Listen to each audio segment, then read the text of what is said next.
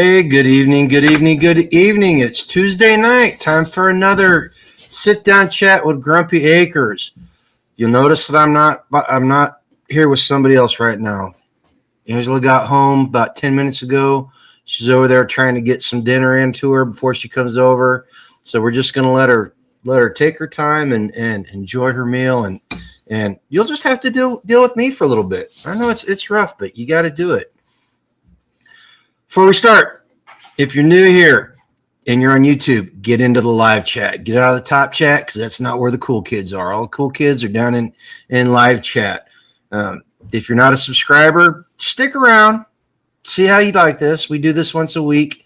We'd like you to join us. It's a pretty good crowd here. We talk about a pretty wide-ranging slate of topics, and it's fun.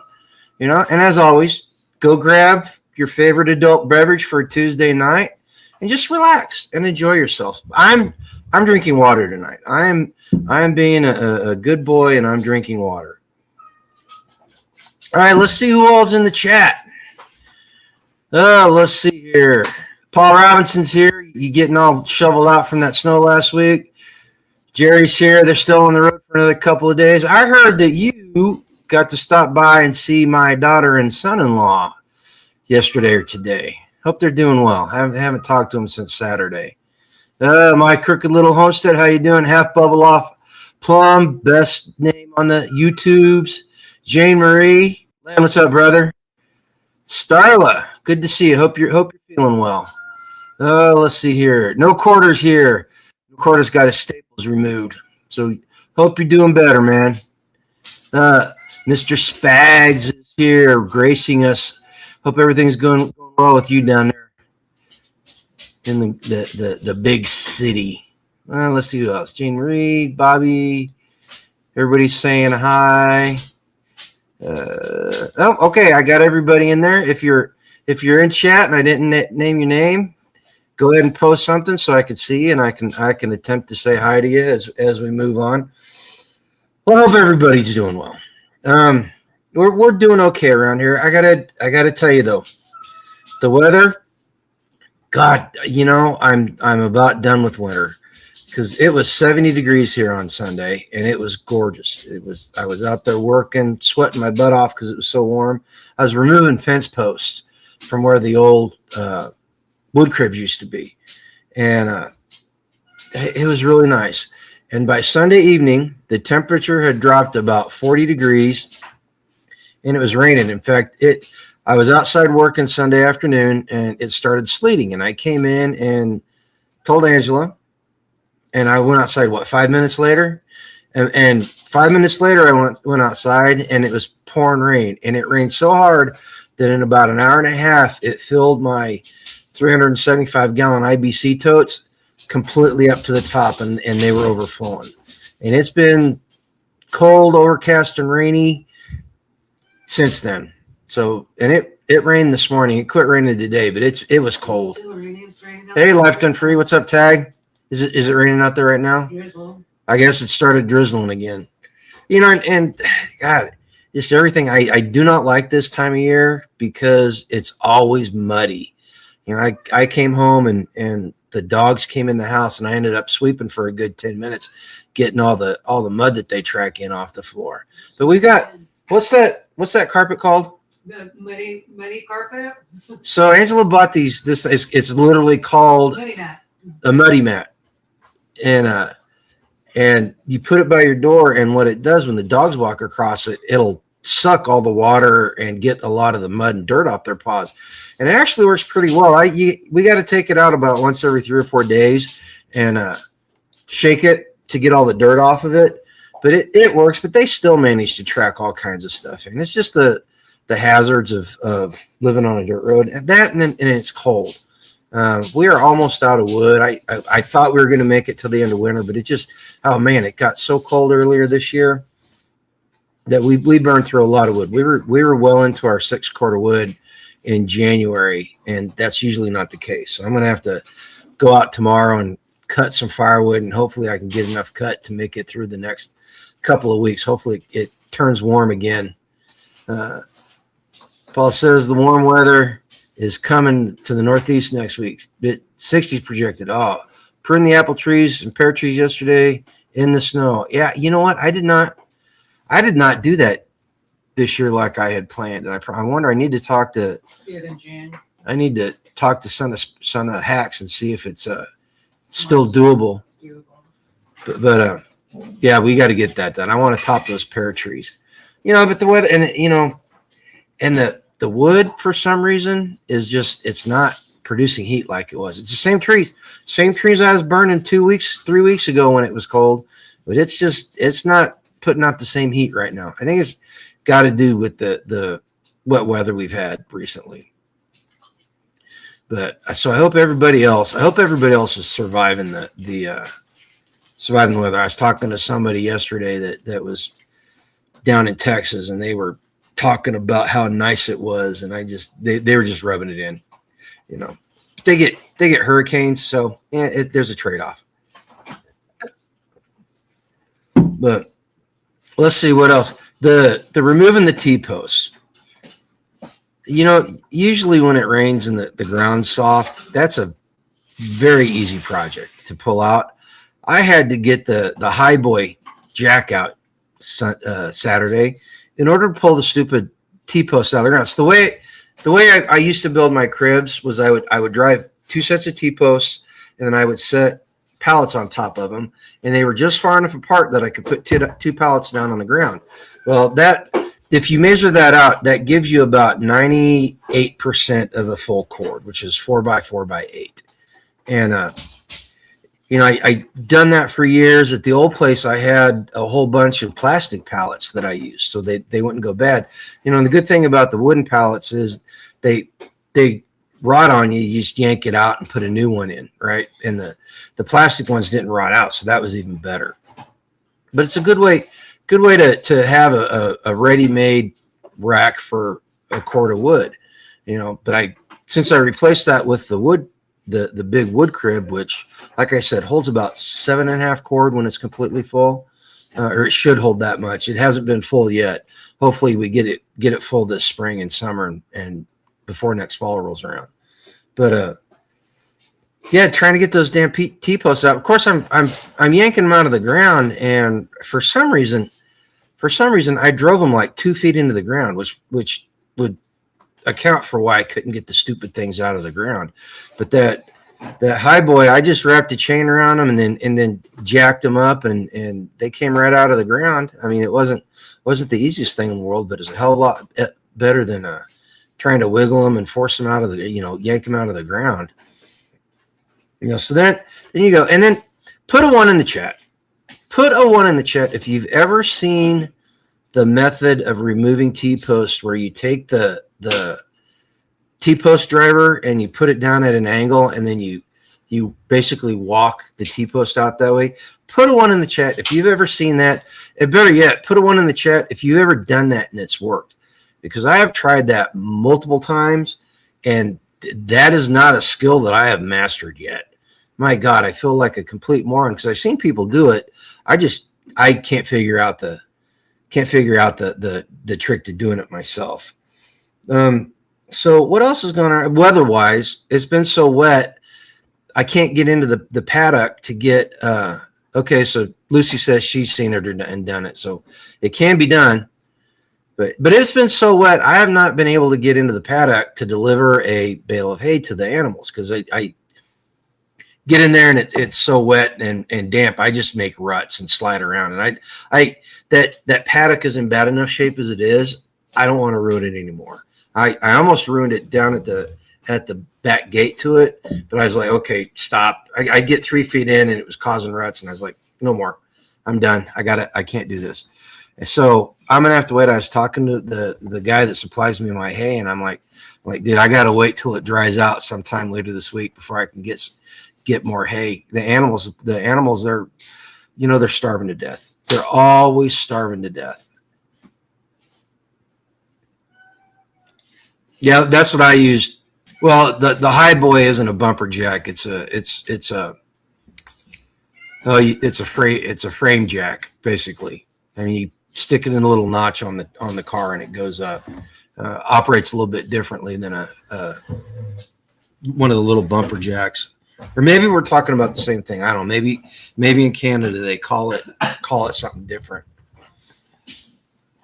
Paul says a few days back we had a sunset that was bright red, like the sky was on fire. Those are gorgeous. We get those all the time around here. It's because of the dust in the air or the smoke from western Kansas, which happens. Did you hear they had the road next to us to get to our house? Yes, I did. Did you get the alert? I saw the alert from B. No, I got the alert on my phone. B sent it out. B forwarded it. And I looked at it and I go, let's quickly ignore this and get to work. I saw it after it had happened. I didn't even know what was going on. Yeah. I was so oblivious. I don't know what was on fire. I don't know how it could be on fire. It was all. But last week that was the big news around here. There were several fires south of us that you could see. So what happens out here in northeastern Kansas is they burn the fields, which is normal. Well, some people don't pay attention and they do it on a day that's windy and it gets away from them. And you end up with country roads closed or highways closed or 10,000 acres being scorched. Yeah, this one was like right on our road. And well, it was about 2 miles away from us. Yeah, but that can spread fast. Not fun. Wasn't fun. They ain't gonna spread today or this week, that's for sure. No. I was like, thank goodness it's raining. Now, and with the animals, the update with the animals, we still got a turkey in the house. It doesn't need to be in the house. Yeah. Do you want to come help me clean the when I'm home thing out? You're home on the week. We'll do it this weekend. We'll do it together. Oh my God. We got 2 masks we can use. Oh my God. That's all I need. Getting over this flu is to go out there and get a case of coot cough. That'd be really great. We did get rid of some sheep this weekend. 5 of them went out. We got 5 of the young lambs that were born back in December. They were weaned, and the guy came, paid us. Really nice guy. Lives about 45 minutes away from here, and he told me to keep his number, and so we're gonna keep in touch. And if we get any more animals, he might be interested in taking them. But he'd been doing it a long time, and he came up and he had a crate in the back of his truck.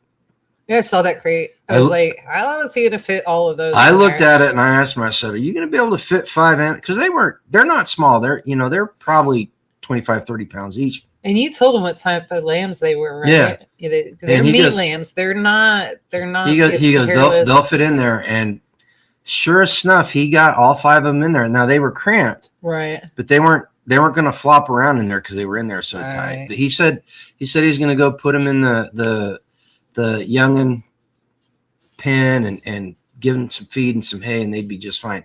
Now the problem that came from getting rid of the babies, we got some mamas. And hey, what's up, Cal? You guys don't know, Cal is a local prepper. Does he want anybody to know that? He may not want anybody to know that. Well, he announced that he's got his channel and he announced that's it. right. Everybody knows. Yeah, everybody knows that he changed. Yeah. But we got these mamas and there was a set of twins and 3 babies. So we had 4 mamas. Mm-hmm. 3 of them were brand new mamas, and for the past 2 days, they've just been bawling up a storm. They finally quit. There was one bawling this morning, and it's not that they needed to be milked or anything. It's just they kept looking for their babies. Mm-hmm. They've got different. You can tell by the sound after you've been doing it a while. If they're looking for the baby or they're hurting because their udders are full and they need the baby to drink. There's different sounds, and this was definitely where's the baby? Just looking for the baby. Where are you? Which tells me that they're good mamas. They are good mamas. That they're good mamas, and all those boys were healthy. And I did learn. You think after how long we've been doing sheep? 15 years? Something like that. So we've been doing sheep around 15 years. This guy taught me how to move the animals without hurting ourselves. So I always took a lead. I'd put it around their neck and then I'd wrap it like under their chest, and I'd create a little harness, and I just walk them out that way. And sometimes, those guys, they get a little rambunctious and they'll jump 2 or 3 feet up in the air. So it becomes. That's why whenever I move them, I take the lead and I wrap it around their butt so they can't really move their legs, and I'm guiding them where they. Well, need to go. this guy took him. He straddled the sheep, and he'd reach down, and he'd grab both legs, and he'd stand up, so they were just on their hind legs, and he'd just walk them. Yeah, and it's they, pretty amazing. There was one. There was one. I looked at the guy, and I said, "That one's a flopper," and he goes, "Oh," and he grabs it by its hind legs, and it literally belly flops, and he had to drag it. He had to drag it about halfway across the pen before it finally stood up. Oh my gosh. Yeah. Yeah. So, and then chicken eggs are rolling in, so we're selling chicken eggs like nobody's business. Yeah, they weren't as many tonight. I got there's a dozen over there, so I'll take those into work. Those will be gone. They're already spoken for, and then hopefully we have another couple dozen by Friday. I told everybody not to hold their breath because it's so wet and cold. I'll tell you what, I don't know what egg prices are in the store. Now I know that the really crappy white big eggs are what, $2 a dozen? No, they're more than that. Are they? Well, so let me take that back. I've seen them anywhere from $1.99. I've never seen them lower than that. All the way up. I think that case of 60 is like $20, 20 something bucks. Hey, Mrs. Hack, they're getting which turkey is 5 eggs. Dozen. Oh, good. Maybe we'll start getting turkey eggs here pretty soon. Did you ever find out about them buying the turkeys? Oh my gosh, we have been so swamped, Karen.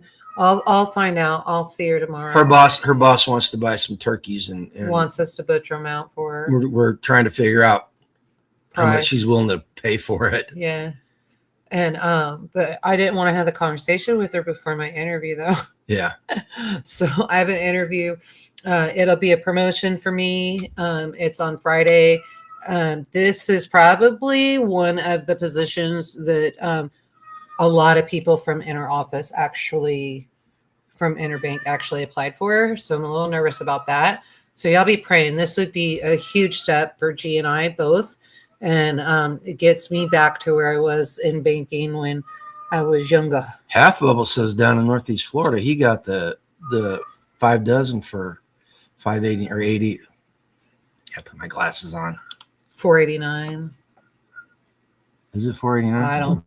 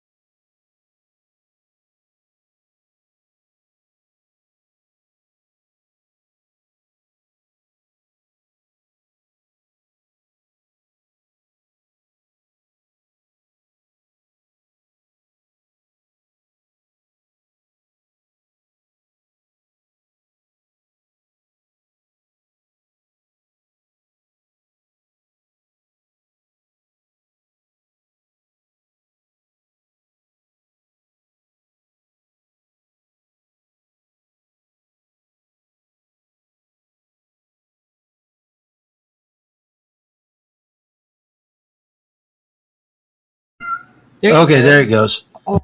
You must have hit the button or something. No, I didn't. It said it came unplugged. Sorry about that, guys. A little bit of technical difficulties there. I don't know what happened. It just all of a sudden it said it was disconnected. Yeah, he says I'm a native of California. I am not. Yeah, you are. No, I'm not. So I was a Navy brat, and we didn't move to California until I turned 8 there. No, that's not true. That was in San Diego. I don't know, 2nd grade, something like that. So you spent most of your life in California? No, not anymore. Up until that point? Well, when you met me, half of my life. not even half my life, because I was a baby when I SoCal, we're in Northeast Kansas. Yeah.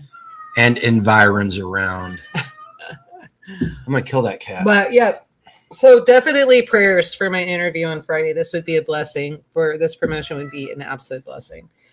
That, or it's going to put me in a grave, which would be a blessing at this point. I'm so tired. How much is your insurance? Well, I'm not going to tell you that, because then you're going to make it happen.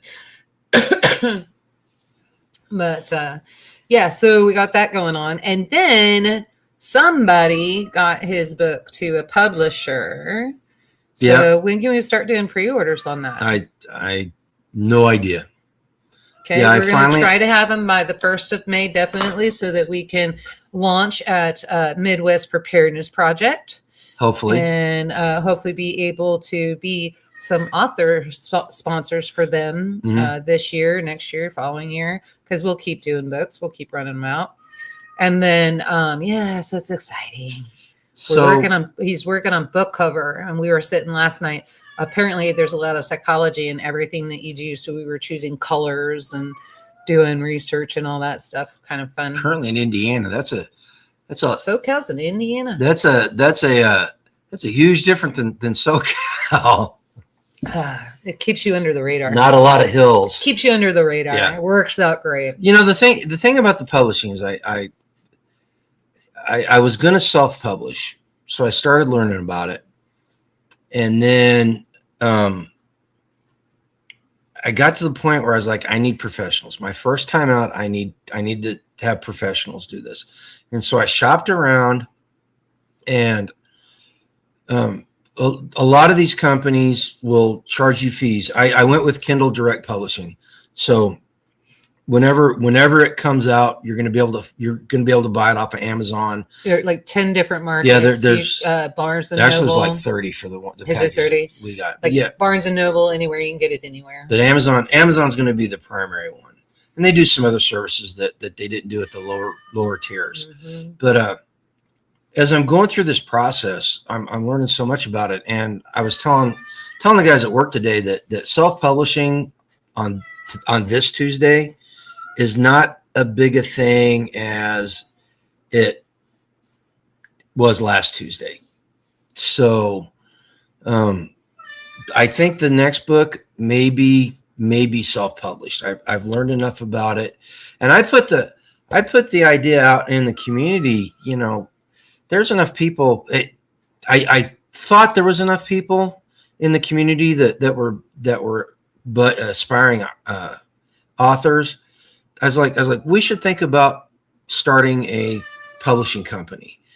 And I don't have the time or energy or the financial wherewithal to lead something like that, but we could do it. And then as soon as I did that, there were like 10 people that chimed into the chat, and they were like, yeah, I want to write this. I want to do a cookbook. I want to do a kid's book. I want to do how-to books. I want to do biographical stuff. And you know, I'm thinking about this, and this is one of the things. This is one of the things that I firmly believe. If you've got a community, you should monetize it. Now, what that looks like can differ for a lot of different people, but by monetizing the community, you're taking money that you would spend elsewhere and you're using it in the community. So it comes back into the community and it supports the people in the community. This is desirable. This is what you want to do. You know, and I also threw the idea out there that we should probably start a production company for doing YouTube videos, because there's enough people in the community that generate content and have enough good ideas that it would be beneficial. I'm not going to lie. It was a little self-centered for me. It wasn't altruistic, my idea. Because quite frankly, I'm to the point now to where I don't want to be in front of the camera as much. I would rather write scripts and edit videos and maybe produce them. Then why don't you just start the company? Well, because I don't have the time, energy, or financial wherewithal to do it by myself. Did anybody volunteer to help you? I don't know. I haven't been back to look. And speaking of companies, The Grumpy Acres Farm website will be shut down March 31st. That's when it all expires. Oh, I thought it was done already. No, it expires on the 31st. I started looking today into getting a website up for the publishing that we're doing.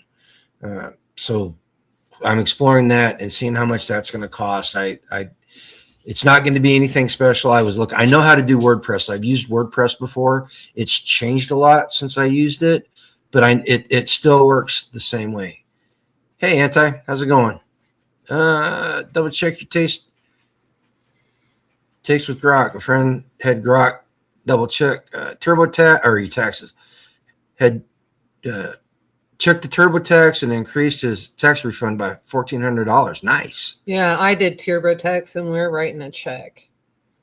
But we always write a check to Kansas. Oh, I know. I hate it. Let's see.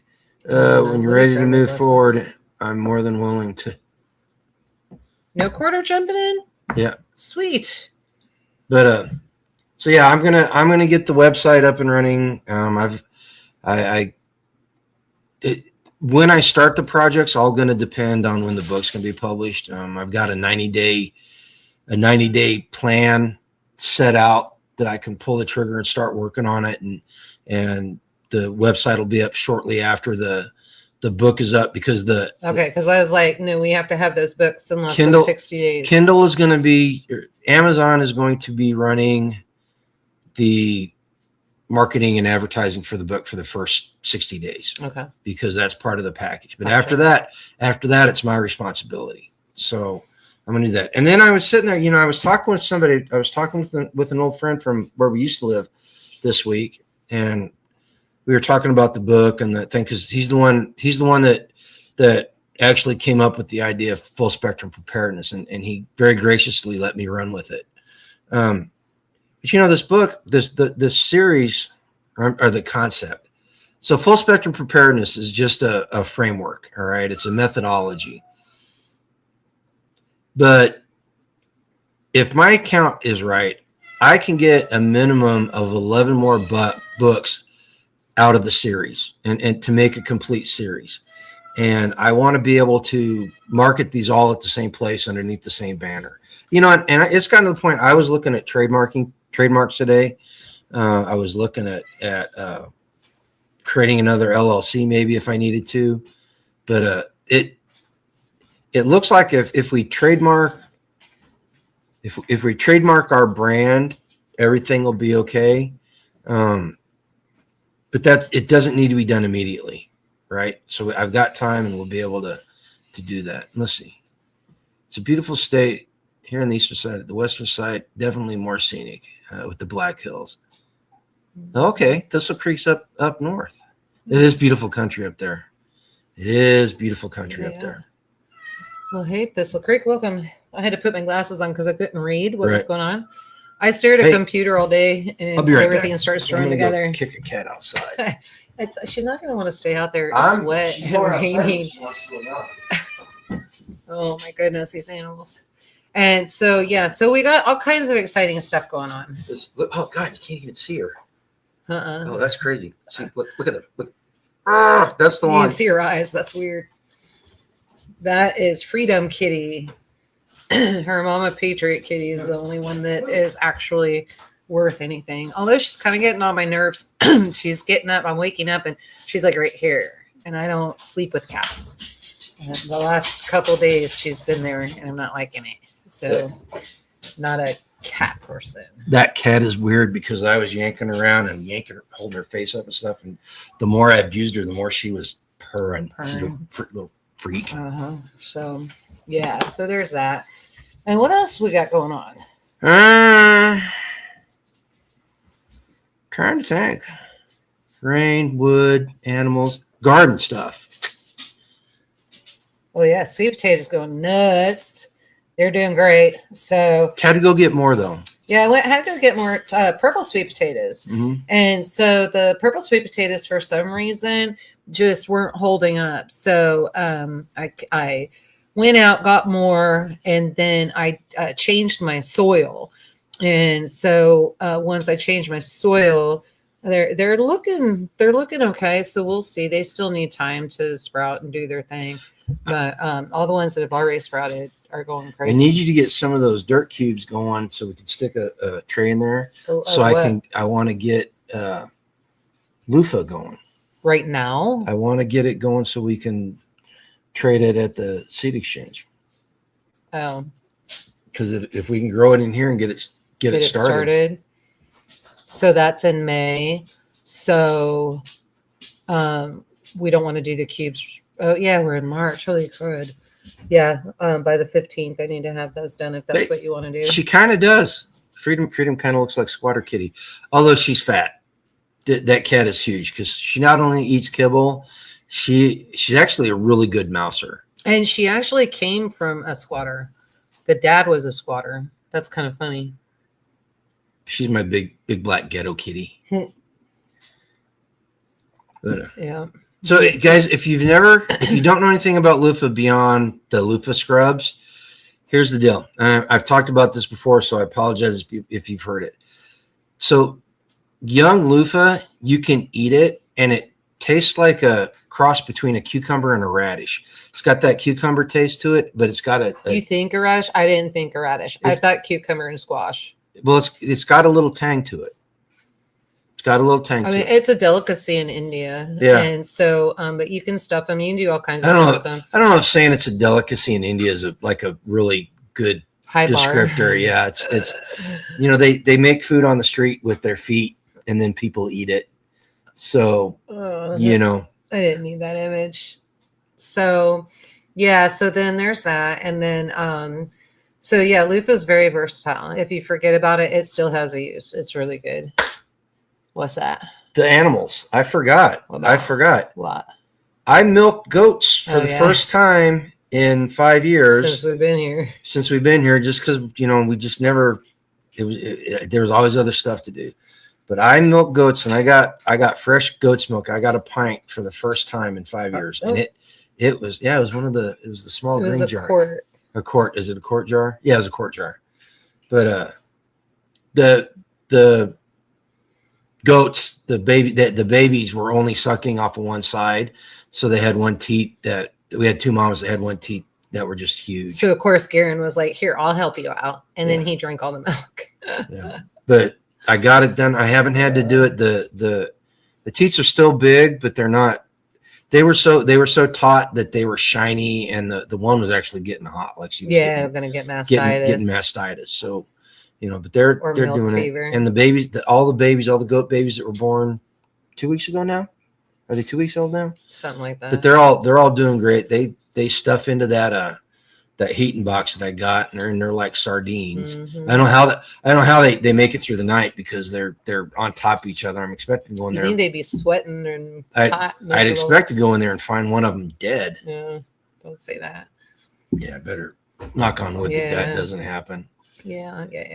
But they're doing great. They're growing up. Go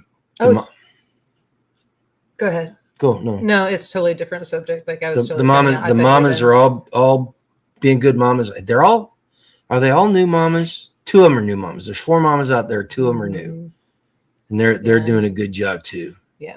I am the goat milker. I'm the goatest milker of all time. Yeah. I need to build a milking stanchion for them so I can get them up off the ground. And it's easier.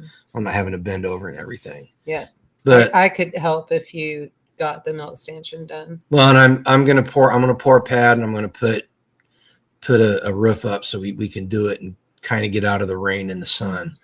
So that won't cost very much. That's gonna be pretty easy to do. Yeah. Just my only concern is the state gonna tax us. Dad, if you're still in here, I need Uncle Ron's phone number. You didn't send it to me. I may just have to contact Aunt Linda or Ma Linda and have her get it to me. I used to have Aunt Linda's number, but I don't think I do anymore. And I don't know if landlines are still a thing on the desert. They're becoming delete here. So, but anyway, yeah, so it'd be interesting. No, I was going to say, oh, yeah, that's what I was going to tell you. So, speaking of taxes, so it just so happens that more and more people this year, and I think it's because of the 85,000 or however many new IRS agents that they hired. Mhm. Now they are sending letters and not giving you your tax refund until you are verified. So you turn in your taxes, you wait, you get this letter snail mail through the postal service, and then hopefully you get it. And then when you get it, it tells you to go on and verify yourself online. And then online, it tells you can't be verified online. So then you have to contact the IRS and you have to go in person, bring all this information, your W-2s, all kinds of stuff. And then you have to go and IDs, that kind of thing. And then you have to go verify yourself before you can get your tax refund. So Are they doing the facial recognition yet? the IRS? Who? Yeah, the IRS. Are they I don't forcing know. people? I don't know. But I just thought it was really interesting. And then so we were talking about that at work today. And more and more people we're hearing this from. Mhm. And it doesn't matter what age you are. So I thought that was very interesting. And I have a smartass comment that goes with it, but I'll hold it to myself. Well, it's just a reflection of the fraud and stuff that's going on. Okay, so now I have to say my comment. Okay, so Isn't it interesting that you have to take all of that information to get your tax refund money that's yours, but yet they don't want you to have to show identification to vote? that's racist. I'm just saying, it's racist. I find it. I don't know how it's racist. I just know it's racist because I hear that all the I time. find it crazy. I just think the whole thing is nuts. No, we'll talk about that later on. We'll talk about that. Oh, what else? Okay, my son-in-law. He was. Do we have permission to talk about? Well, this this is a military thing. This is Okay. this is the most military thing that I've heard in a very long time. So he was supposed to deploy to the Middle East last week, but he couldn't because the plane went down and they couldn't get a slot back into the airstream to go over, and then the war started and the airspace shut down. So he's kind of in limbo right now. Everybody that was in the military, pay attention to what I'm about to say because this is the most military thing ever. The reason the plane could not fly was because the crappers were malfunctioning. Is that the most military thing you've ever heard? Because it's the most asinine reason.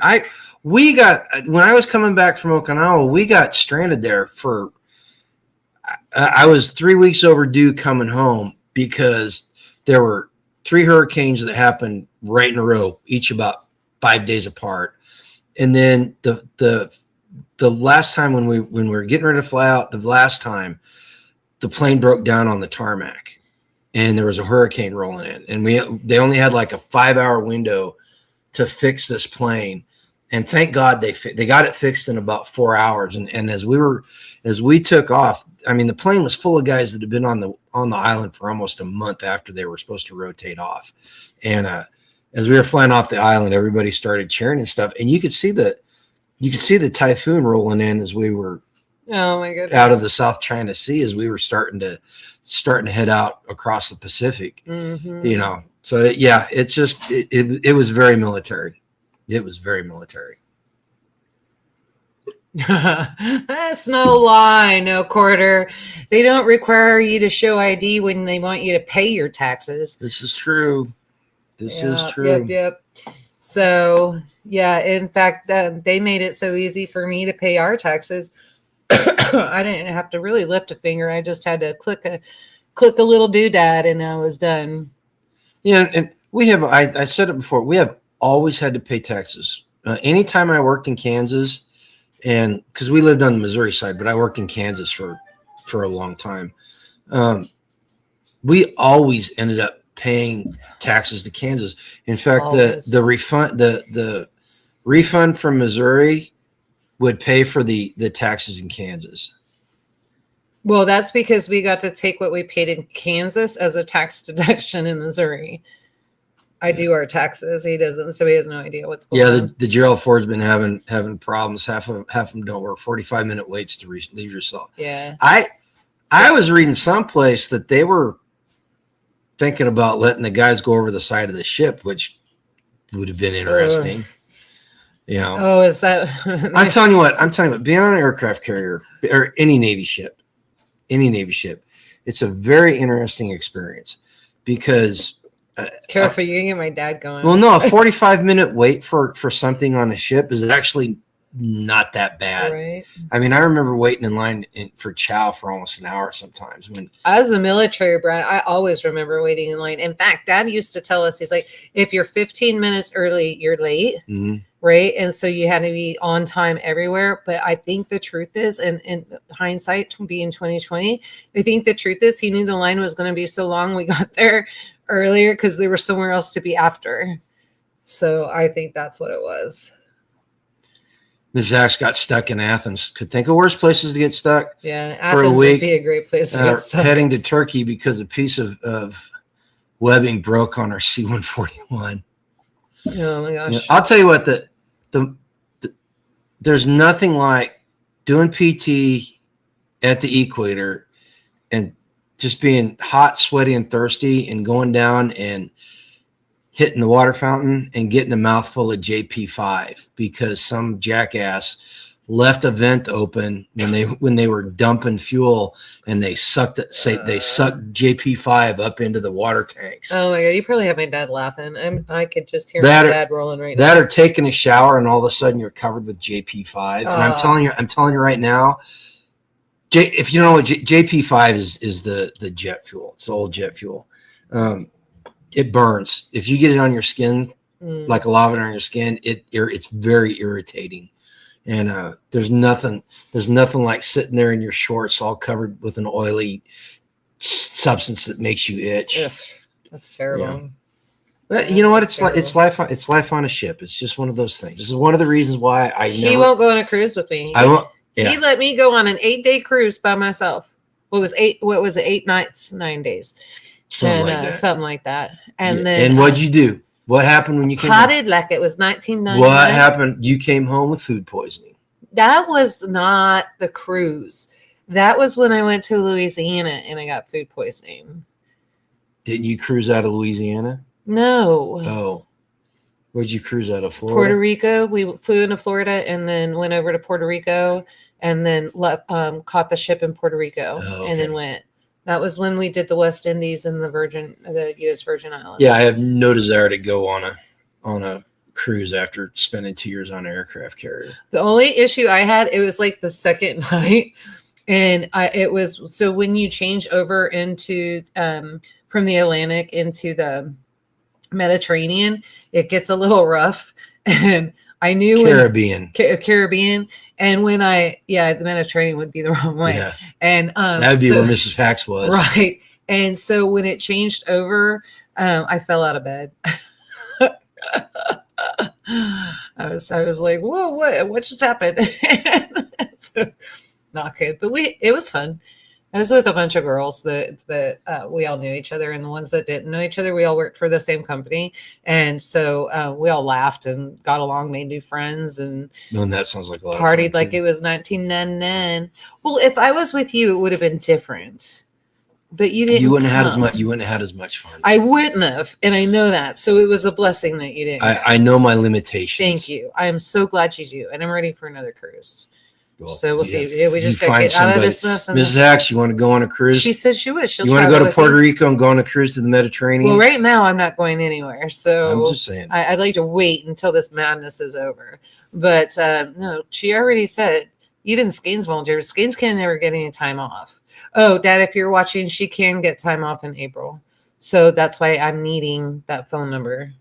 And then, so Mrs. Hacks, FYI, be aware, we may have to change. Skanes cannot go in March. So, it may have to be April. So, but, I got to find out from my Uncle Ron if I have time to do it in April. So anyway, so that's where we're at. And then, cruise. Again, can't even go into California. Can't go to Acapulco now. You can't go anywhere there. Mrs. X will not go any place where they speak Spanish. So you don't go to Topeka anymore? That's going to kind of put a cramp in everything, aren't you? Isn't it? She goes to Topeka a lot. Well, and then even where she lives, they speak Spanish. So there's people that speak Spanish. I don't know how you're going to get away with that, Mrs. Hacks. No, I get it. I get it. Yeah, we had a huge plan. I had a Jeep when we first got married, and I always wanted to drive Highway 1 from Tijuana over to what's South El Paso. Anyway, but Highway 1 runs parallel to the border, and I always wanted to do that, but by the time we got out of the military, it was so bad you couldn't do that because they were dangerous. Yeah, and it's more dangerous now, and it kind of sucks. I thought that would have been a fun trip when we were young. Yeah. Now we'll just end up with blood clots and heart attacks. So it's true. we can't drive that long. I'm dreading the California drive, so I've got to go pick up some stuff from my grandmother's house. And, speaking of heart attacks, I'll just tell everybody. We're gonna do it here. I go see the cardiologist on Friday. Oh, you didn't tell me that. Yeah, for the consultation. Last time you told me like he left you high and dry, put his foot in the sand, and said, "This is the way it's going to happen." No, I didn't tell you that.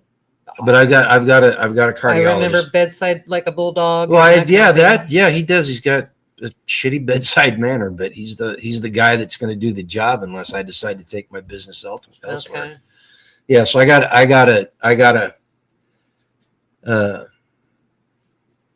appointment Friday with the cardiac surgeon, so there might be doing a procedure on me. Well, somebody's doing a procedure on me sometime in the near future. 2 of them this year. Well, I don't know about 2. We'll see. You're gonna do the other one. We'll see. I mean, I feel like I should call home before I leave work so I know what I'm coming home to. If you answer the phone, then I know I'm good. I don't answer the phone.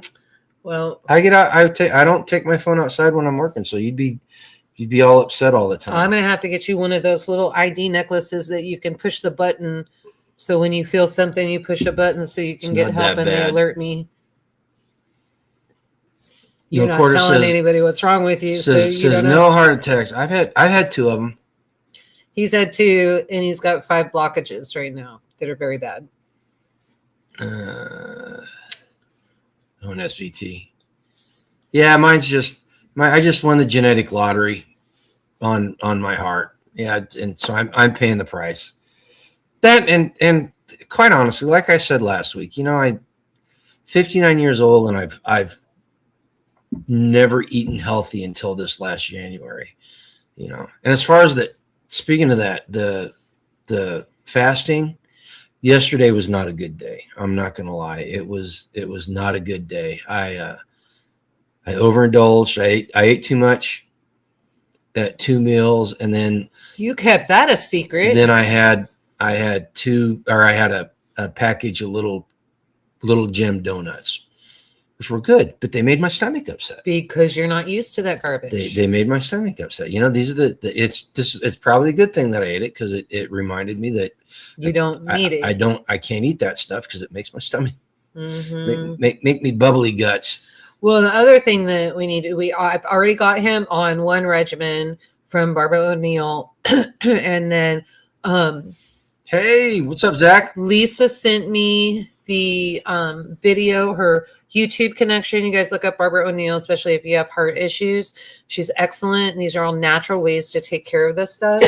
And you're going to start watching those and you're going to start learning things. And yes, you are. And you're going to, yes, you need to do this naturally and try to figure out how to make it so it doesn't get worse. If you loved me, you would do this. I'm doing it.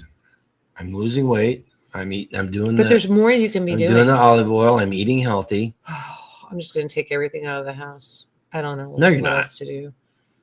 To do something. I'm eating healthy. Everybody, guys, listen. If you go on this journey, you're going to have bad days. Seriously, and the difference between yesterday and then the past was I knew that I was doing bad. I mean, I knew that the one time it was a stress trigger. I just needed it. Yeah. No quarter. He was lucky he survived the Widowmaker. Yeah, him too. That was his first one, was the Widowmaker, and yeah, he was pretty lucky. Let's see. Darren went to see her, and I won't say anything else. Darren went to see her. I missed. I won't know. Go up. Oh, that's I won't go any place where they speak Spanish. Oh, so I don't even know what that means. Darren went to see her, and I won't say anything else. Yeah, we're working on that no quarter. I guess I'll call Patty and find out what that code is. Zach, if I could figure out how to ship it to you, I would, man.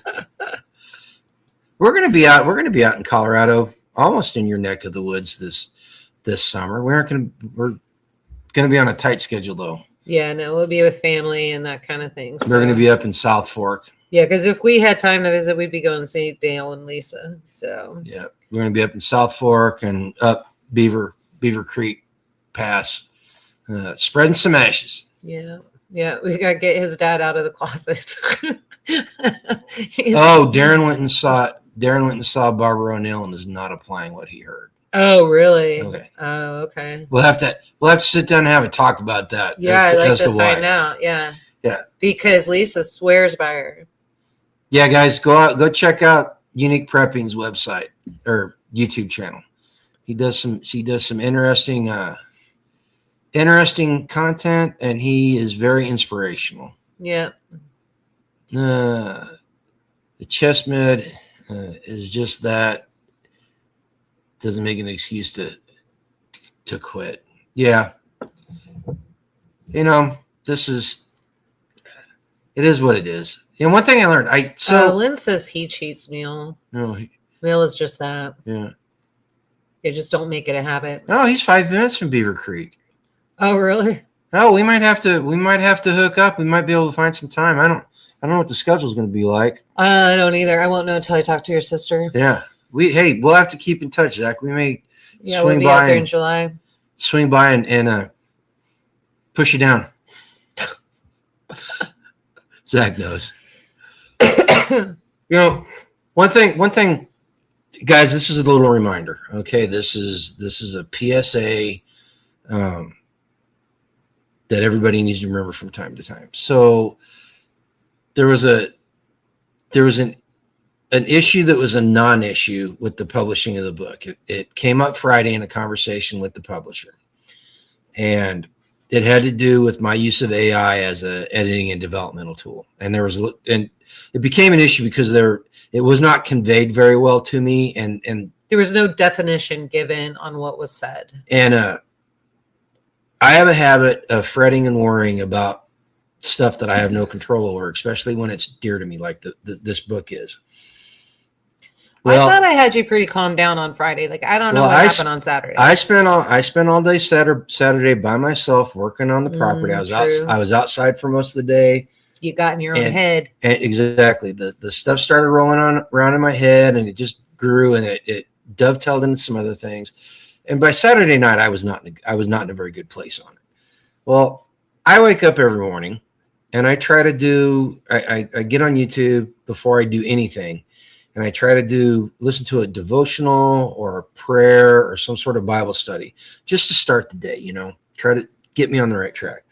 Well, Sunday morning's prayer that I listened to addressed every single one of the issues that I had going on in my head.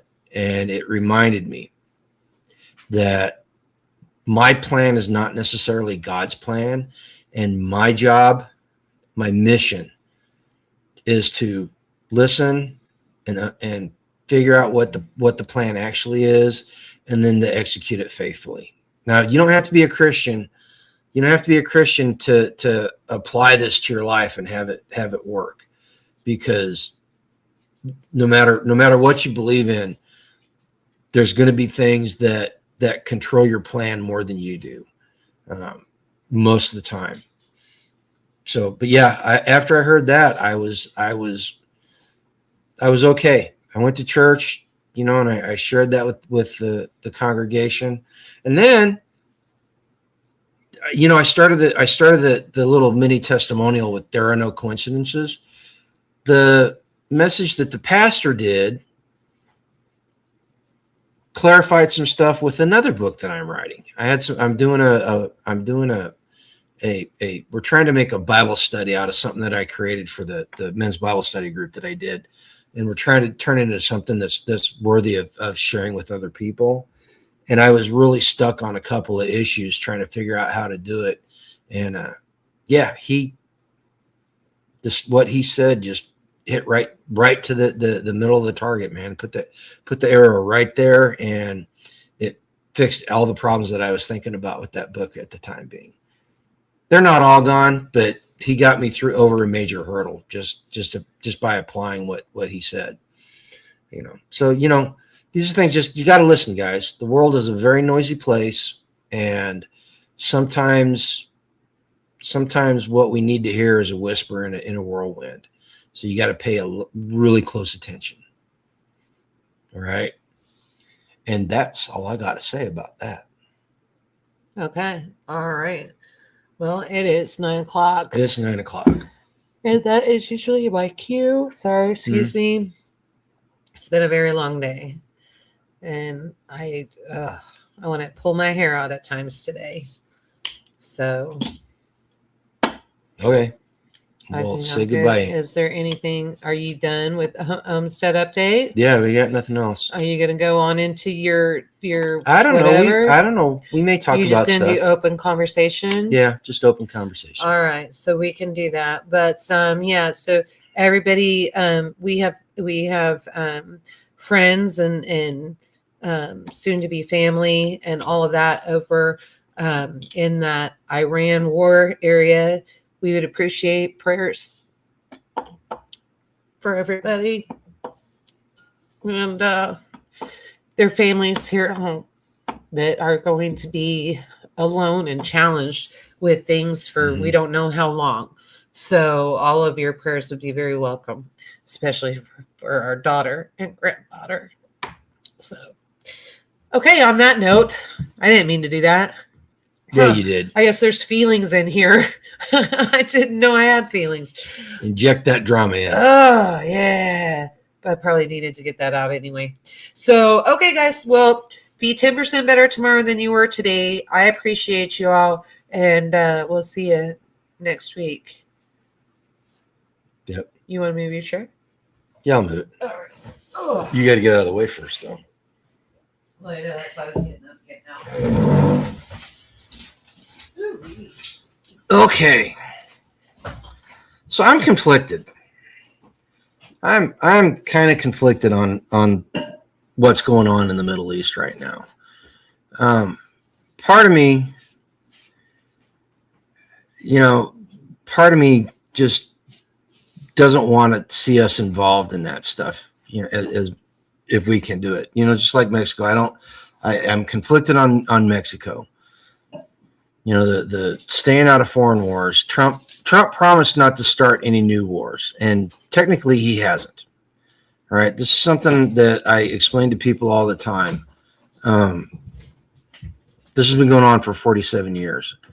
And as far as I'm concerned, we never got our pound of flesh for October 22nd, 1983. And if you don't know what that is, go look it up. Something happened in Lebanon that day. And we never got our pound of flesh from that.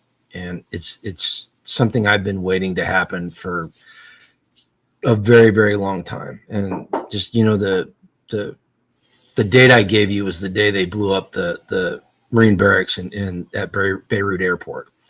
And I was not in the Marine Corps when that happened, but I served with a couple of guys that were there as corporals and lance corporals. And they were in that unit that got hit. And they told me what it was like. And as far as I'm concerned, the mullahs just never paid the price. So I'm glad. I'm glad in that respect that we're finally taking care of that issue, and hopefully, hopefully we can rid the world of this cancer that is the Islamic Republic. And guys, something you need to understand. So when you talk about Iran and the Islamic Republic are two separate things. The people of Iran are Persian. They are not Arab. And the Arab Republic comes, the ideology for that comes from the Arab region of their. In fact, whenever the revolution took over, they literally imported Arabs into the country to act as the enforcers for the Islamic revolution because the Persians wanted to get rid of the Shah because he was the best guy. Thank you very much, CIA. But he was Iranian, Iranian, as they say. So again, I'm conflicted. And Hacks is right. War is the greatest money generator. There's a lot of defense contractors, Halcyon and I think Raytheon makes the Patriot missiles, if I remember correctly. So there's going to be a lot of money being made, and it in a way, what's going on in the Middle East benefits China because we are expending our air defense munitions quicker than we can replace them. So we'll see how that works out. I will say this: I find it very interesting that the Kuwaiti air defense has more airframe kills than the F-22 does. That just kind of blows my mind that the state of the art fighter in the world has less kills than the Iraqi air defense systems. That's a mess there. If you haven't been paying attention, the Kuwaitis shot down 3 F-15 Strike Eagles, which is it's an accomplishment. It really is. But the pilots were coming back from strike, so I'm willing to bet that they had all their defensive stuff. I bet they had a lot of that turned off because they thought they were in a safe space, which is another lesson that you can learn here about what's going on. You may think you're in a safe space, but you never know what's going to happen. I said it during the Without Rule of Law Live 2 weeks ago. Shackleton never thought that the Endeavor was going to get stuck in ice. The Chilean soccer team never thought they were going to get stranded on top of a Andes mountain. So things happen, and you guys need to really start paying attention to. And this, I'm being serious here. You guys really need to pay attention to your surroundings and up your threat level, because the number that I heard last week was it's estimated that there are 200,000 jihadis within the borders of the United States, and some of them won't do anything because they see the regime falling apart, but there are others out there that are diehard. They hate Western culture, they hate Christianity, they hate America, they hate you, right? And apparently community college professors included. Yeah, Angela said there's some academic people that fall into that niche. Surprise, surprise. Hey, everybody, Tiger showed up. You guys stop talking about her, okay? She's here now. So don't talk about her. Yeah, the Iranian, actually, it's not just Iranian women. It's everybody's celebrating. I find it's interesting. So I went to a private school, went to Wentworth Military Academy, Lexington, Missouri, and I started going there in 1979. And there was a kid he was 2 grades ahead of me. I think he was a sophomore when I was an 8th grader. But his dad was a Air Force officer that defected from Iran after the revolution, and he had a hit put out on his head. And I remember a couple of times that the State Department called the school and they put us on lockdown because there was a credible intelligence that the Iranians were sending a hit team out to get him or his dad or something. He eventually spent a year and a half at the school. He finally got pulled out. I think he left in mid '81. But yeah, that was very interesting. And then I'm going to say this: when I was in the Persian Gulf, we stopped at, it wasn't, I can't remember the one port that we pulled into, but there was an Iranian freighter tied up 2 slots down from us, 2 moorings down from us, and we went down there, and the crew, they were Iranians. They weren't Arabs. They were actually Persians, and they were sitting out front drinking tea, and we stopped and talked to them for a good hour and a half, and they were cool guys, man. The people of Iran, quite frankly, haven't deserved what they've been getting for the past 47 years. So again, I'm conflicted, and same with down in Mexico. That's an issue that has festered for a long time. Again, thank you, CIA. And it probably needs to be resolved too, because that stuff is going to come over the border. It's eventually going to, it's going to, the violence that's going on down there is eventually going to spill over. And, do we really want to see, another incident like Lincoln, New Mexico, whenever Pancho Villa, was it Lincoln? Whenever Pancho Villa came across the border and ransacked the town, whenever Pershing was chasing him, I don't want to see that. But, so we don't want to be involved in these things, but we got to take care of them. And it's one of the things about these politicians like Massey and Ron Paul. At the base of their arguments, they're right. They're 100% right about finances and foreign entanglements and everything. But the one thing they do that is wrong is they ignore the reality of the situation. You can say this is the best course of action that needs to be taken. This is the proper course of action that needs to be taken, and we need to just full stop and do it this way. The reality is we can't do that. We can't ignore the cartels. All right. Eventually we're going to have to deal with them. We couldn't ignore Iran, because they've killed,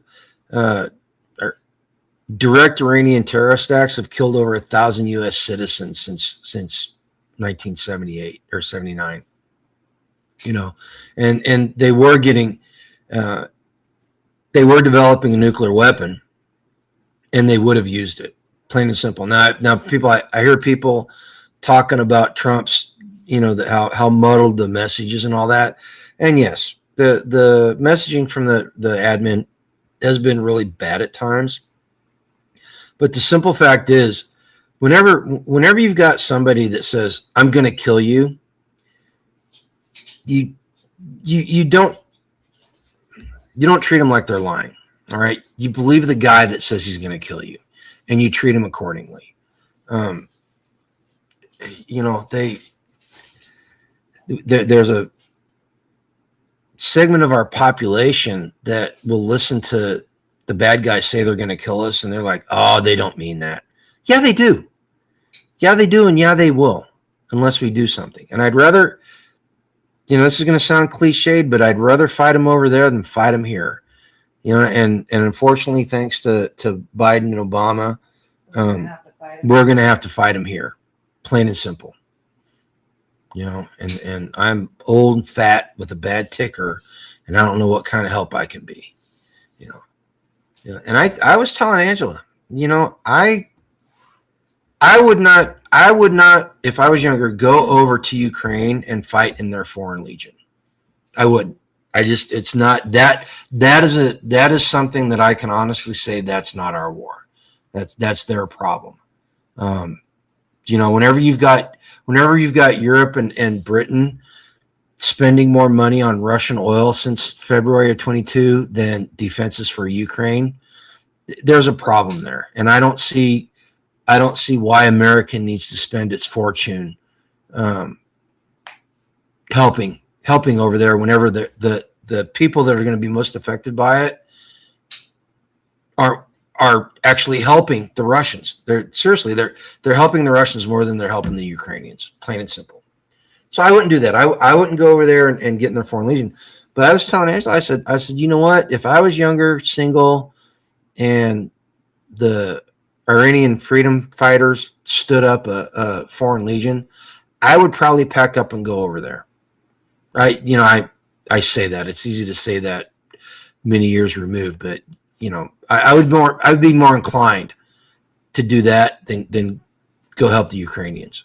And it's for the simple fact. It's a simple fact that the United States owes those people something, because we had one administration that encouraged them to revolt and then turn around and ignored it.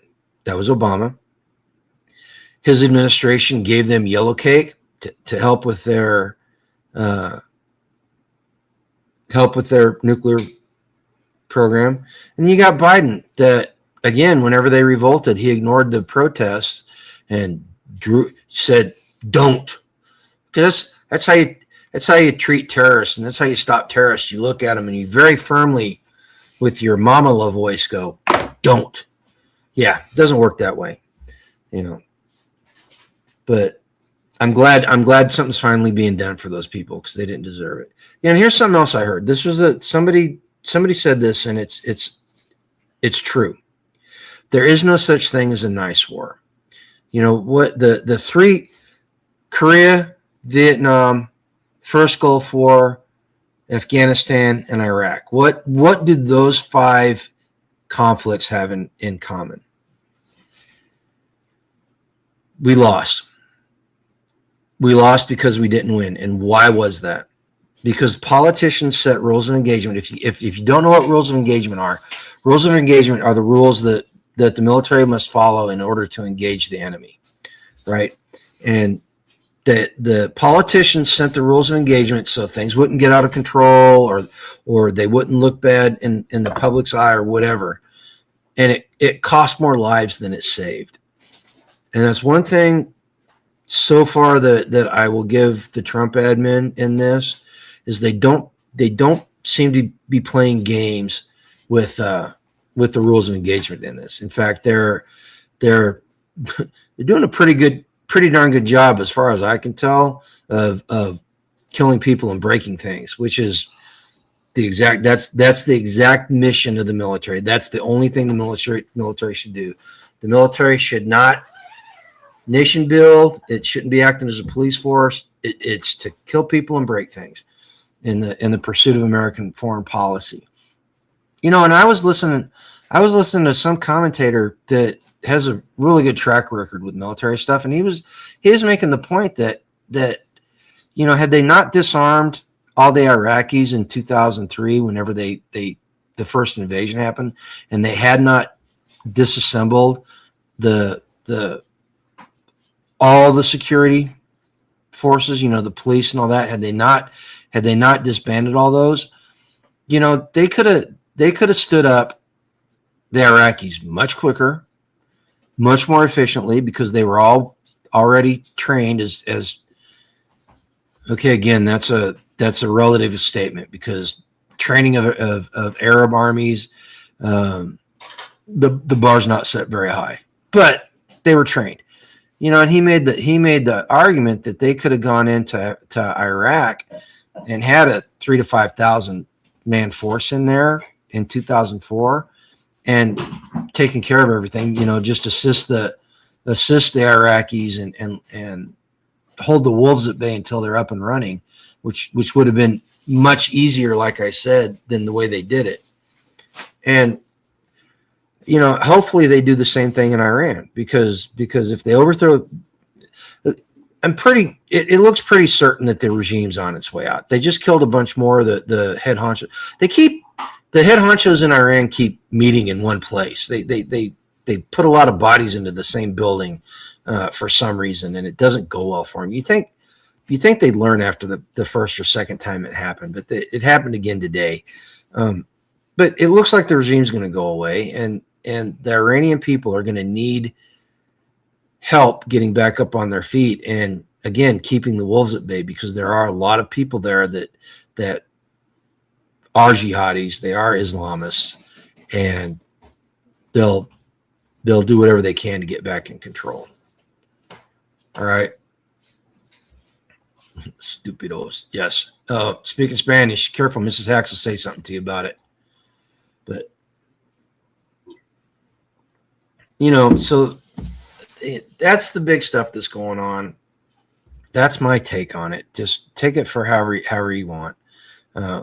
It took us a long time to get here. It's going to take us a long time to get back. Just the realism of it all. And when you look at Trump, if you're looking at Trump and you're going, oh, he didn't stand up to his campaign. Well, you know what? The reality of the situation is different than what you think it is, because he didn't start it. As far as I'm concerned, he hasn't started any new wars. Venezuela has been at war with us for a long time. Yeah, I'm guessing Zoom doesn't work there right now. Yeah, that was one of the funny headlines from the Babylon Bee was Iranian leadership regret not using Zoom meeting. That if the guys at Zoom had a sense of humor, that they could turn that into a commercial. That would be hilarious. Oh, well, what else can we talk about? Let's talk a little pop culture. Can we? Put a one in the chat if you don't mind me talking about some pop culture, because I started something today that is very interesting. I enjoyed it way more than I thought I would. So we started watching the very first season of True Detective at lunch today. What we do is we eat lunch, and while we're eating lunch, the guys I work with are have all the streaming services, so they pull something up to watch, and I was like, hey, can we watch the first season of True Detective? Because I was reading about it, and I mean, they're literally saying that first season is the best serial TV season ever in American TV. And we started watching. We watched the first episode today at lunch, and I got to tell you, whoever wrote that did an excellent job, because the dialogue in it was tight, and it conveyed so much. And it helps that McConaughey. If you guys don't know what True Detective is, very first season of True Detective, it's a detective story that takes place down in Louisiana. It's got some occult stuff in it. It's got a little bit of H.P. Lovecraft, Call of Cthulhu type of stuff in it, and it's just really well written. It was just tight, and it doesn't hurt the McConaughey and Woody Harrelson and Matthew McConaughey are in it. That they're friends in real life, and so that makes the acting rapport much better. But we're watching it, and actually no, Tiger, it's not voodoo. It's even worse than that. So I'm a big H.P. Lovecraft fan, and if you don't know who he is, he wrote Call of Cthulhu, Into the Mountains of Madness. He's the started the genre that ended up with modern movies like Into the Mouth of Madness and the oh gosh, what was the one? The one where the guy was a detective. Anyway, he a lot of good genre stuff there, but he dealt with a lot of cosmic horror, and the whole idea behind cosmic horror is that man does not realize how insignificant he is in the universe, and there are creatures and entities and things out in the universe that if you see it and you understand it, that your natural inclination is to off yourself. That's how bad it is, But there was a line in there. Matthew McConaughey talks some full on H.P. Lovecraft stuff. And if you're not a fan of it, you wouldn't have caught it, but I caught it, and then Woody Harrelson goes, well, why do you even get out of bed? And I was like, boom, exactly. And that's the type of writing in it that I just, it was fascinating. So I'm really looking forward to watching the rest of the series. I think there's eight parts in it. And yes, no quarter. H.P. Lovecraft. I don't know if you call him a weirdo, but the stuff he writes is very bizarre. Very bizarre. No, Zach's watching the new spinoff for Yellowstone, the Marshals. That should be. I liked Yellowstone when we had cable TV. I liked it. We only made it 2 seasons into it before we got rid of cable. But yeah, so there's some good stuff out there. I liked 1880. Was it 1883? Was that the 1886 was the other spinoff series they had based in 1886, like the people that originally founded the Yellowstone. That was a good series. Of course, here's the deal. I'm not going to lie. You can put Sam Elliott in almost anything and I'll watch it and I'll enjoy it because I'm Sam Elliott's just one of my favorite actors out there. He's hilarious. Yeah. Yeah, 1886 and 1923. I haven't seen 1923 yet. No, we completely missed 1923. Because we didn't have access to the kids' Netflix. Yeah, we got access now. But yeah, so go out and take some time. Not all media is bad. Not all media is bad. I've come to realize that. And just find something that you can watch. It doesn't. You can find stuff out there that's not woke. You can find stuff out there that's really well written, really well acted, really well shot. That's one of the things that Yellowstone and looks like True Detective have in common. They're very well written. They're very well shot, and they're very well acted. Yeah. Anti says Marshall's is good, but nowhere as near as good as Yellowstone or 1880, 83, 86, whatever it is. H.P. Lovecraft and others are sci-fi horror. Reality wants to kill you as horrifically as possible. Yeah, here's my take on it, Len. The universe doesn't care.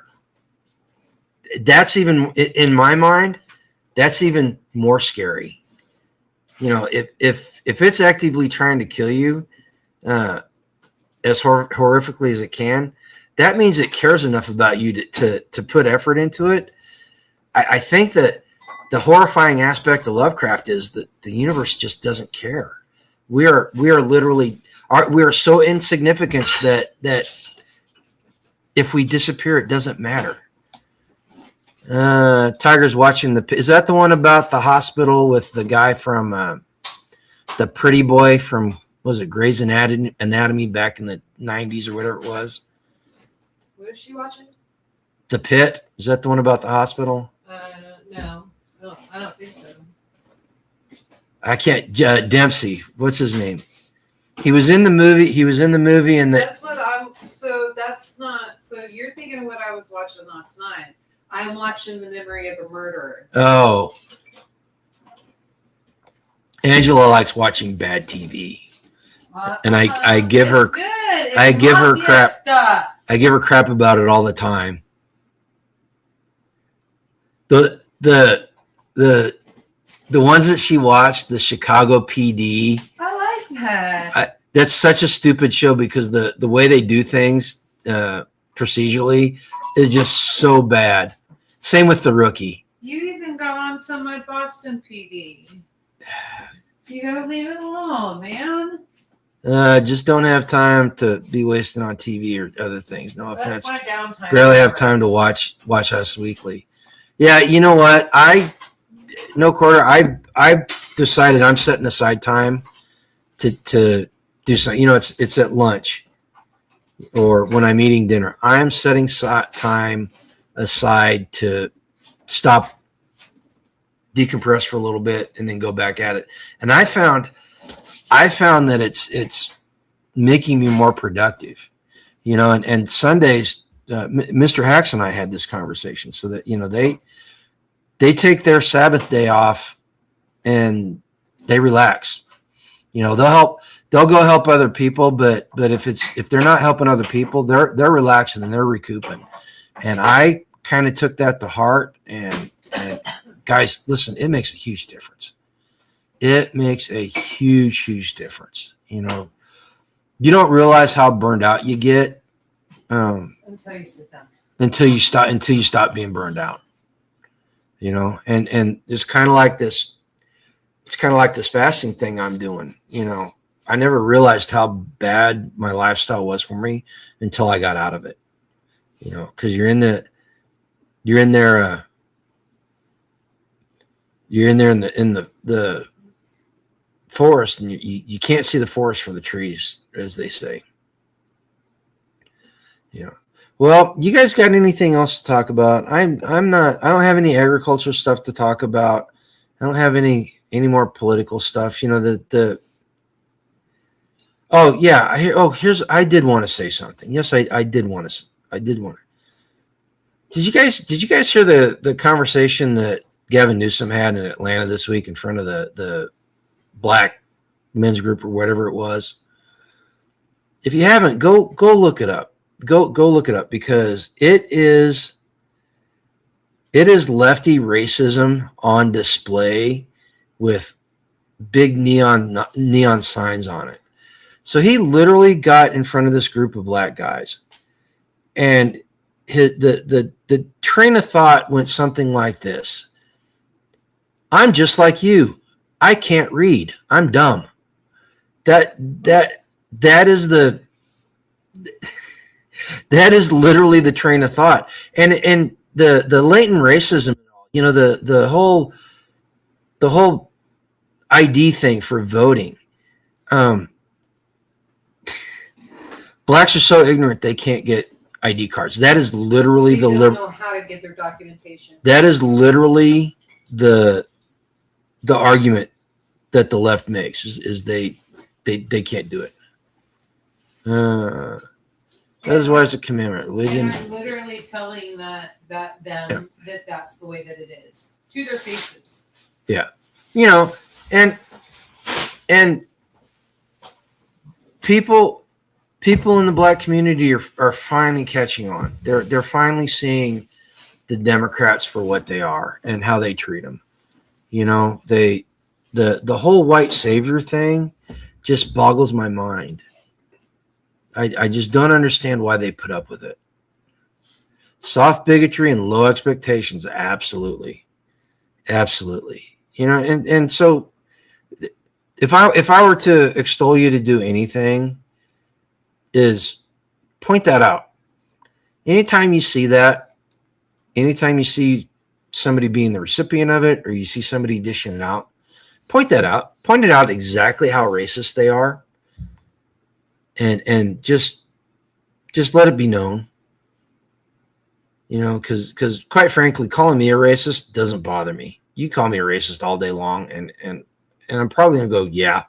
So, it's not because I'm a racist. It's because it's been used so much to describe me and White people. The ideology, the ideology that I support, that it's lost its meaning, right? But you call it, if you call a liberal a racist and you make a good argument for it, that is something that they can't handle. They do not like that, and it'll start a fight. Just so you know. But again, I also stand by the fact that maybe we need to start these fights, start these arguments, start these debates. Because we let it go for so long, we're paying the price now. Much like we did Iran. Kind of weird how the left and the Islamic regime kind of parallel each other in certain aspects, right? I mean, all you have to do is watch a session of Congress, and you know that. Did I say that? All right, guys, listen. Gonna get off here. What's coming down the pike? Got some more books in the started doing the framework for a couple more books that are going to be in the series of the full spectrum preparedness. We finally going to start. We've got that water filter, and we're going to get that installed. Angela got the sink cleaned out. I'm waiting for her to get the dishes out of the sink, so when we're filming it doesn't look like we're slobs. You make it sound like I don't do anything. It's one day's dishes. I told you I was going to be a slob yesterday. But we got to do that. We got the flooring for the laundry room. So we're going to be able to start. I'm going to be able to start on that. I got the wall built. I got to get drywall up before I can do anything. So that's going to be a plan. It's supposed to be the plan this weekend, but things happened. Go out there and think about your food independence. If you haven't started your garden stuff, get it started. You need to build the skills for modern self-reliance. And I know all you guys. I know. Well, not all you, but most of you are working towards that, and I applaud you for it.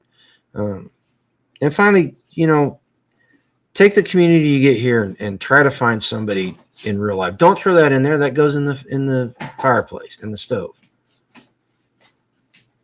That's the other thing. That's something I got to do with her. Is I got to get her out of the habit of she needs to start separating non-burnables from burnables, so we're not filling the sky with all kinds of toxins. But it's not that. Honestly, it's got nothing to do with it's got nothing to do with the ecology, the earth and all that stuff. It's got everything to do is that she throws stuff in the trash that goes into the burn barrel that doesn't burn, and I have to deal with it. So I'm trying to get her to start separating stuff out that doesn't burn and plastics, so that we can take it to the dump and not have to worry about burning it. But, all right, you guys, it's 9:30. I'm glad you guys showed up. Remember, if you want to help the channel, go down below. I think one of the products that's tagged tonight is the black Taxes Theft mug. You might want to get that since April 15th is rolling around here pretty soon. So you might want to get that, or maybe get a T-shirt. At the end of the month, you can't get them anymore. Get a T-shirt so you can wear it whenever you go to your IRS audit, because those 85,000 new IRS agents found that you didn't put a comma someplace on your return 4 years ago. All right. But you guys, in all seriousness, if you want to help the channel, do that. If you enjoy the StreamYard version of the weekly update and talk, it's going to go away next year because it's too expensive unless we can get enough money stocked up between now and then to keep it going. All right. So if you want to help out, you can help out. If not, no big deal. All right, we'll find a way. I'll get Angela to go out and shake her money maker. Hey. But all right, guys, go out and live a life done free and take care. See you next week. Introducing Rockpot, the revolutionary portable slow-cooking appliance that keeps your meals warm for over 9 hours without the need for electricity or propane. Simply heat the Rock tablet on your stovetop or over a fire, place it in the Rockpot with your ingredients, and enjoy perfectly cooked meals wherever you are. Plus, the exterior remains cool to the touch, ensuring safe handling on all your adventures. Get $10 off your first purchase by clicking on the affiliate link and using the code GrumpyAcres at checkout. Elevate your outdoor cooking experience with Rockpot today.